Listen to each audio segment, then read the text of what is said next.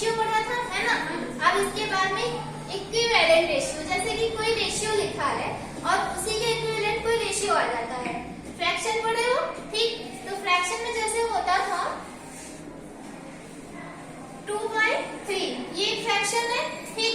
इसी का equivalent fraction क्या हो जाएगा 4/6।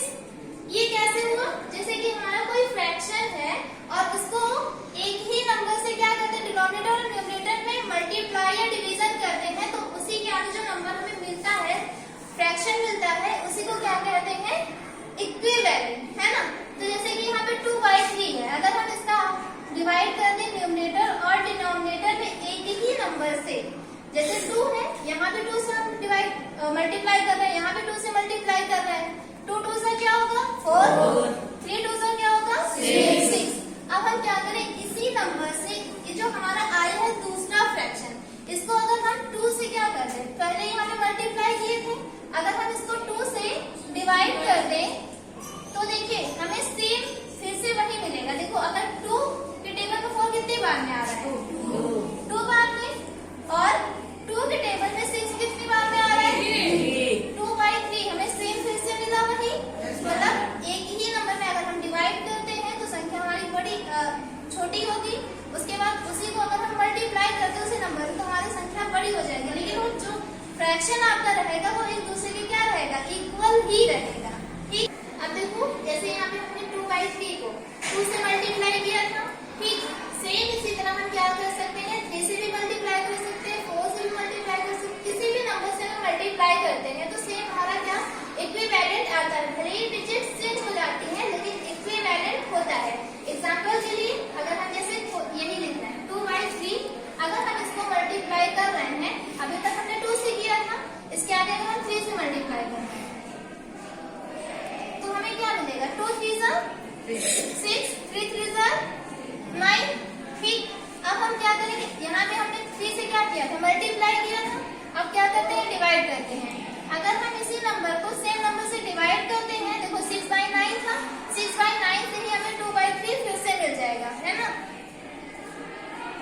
डिनोमिनेटर में हमने क्या किया, 3 से न्यूमरेटर में 3 से डिवाइड कर दी और डिनोमिनेटर में भी 3 से डिवाइड करेंगे तो देखो 3 के टेबल में 6 कितने बार में आ रहा है, 2 बार में आ रहा है, 3 2 6 तो हमें 2 फिर से मिलेगा। उसके बाद 3 के टेबल में 9 कितनी बार में आ रहा है, 3 3 9। अब देखिए हमें 2/3 फिर से 2/3 से मिला, अगर 2 3 से मल्टीप्लाई करते उसी का इक्विवेलेंट फ्रैक्शन आ जाता है और इसी का इक्विवेलेंट फ्रैक्शन 2/3 फिर से है, ठीक है। इतना समझ में आया, तो हमने क्या, वो तो फ्रैक्शन था।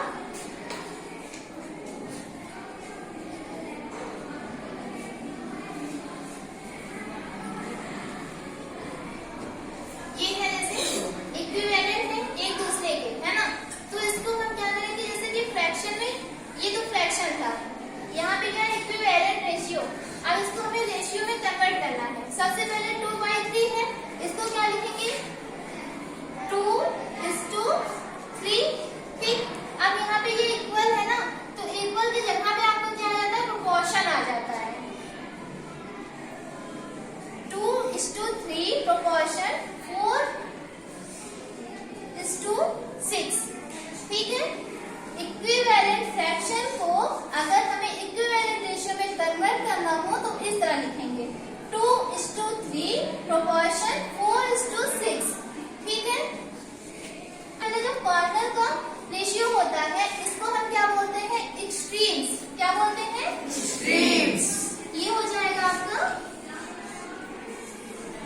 एक्सट्रीम्स। अब बेटा यहाँ देखिए 3 और 4 ये बच रहा है, ये बीच में दिख रहा है आपको, तो इसको क्या बोलेंगे, मीन्स, MEANS, मीन्स। अब 3 और 4 ये मीन्स है और एक्सट्रीम्स ये है, मतलब अगर 2 और 6, जैसे इसी की जगह हम क्या लेते हैं, A is to B proportion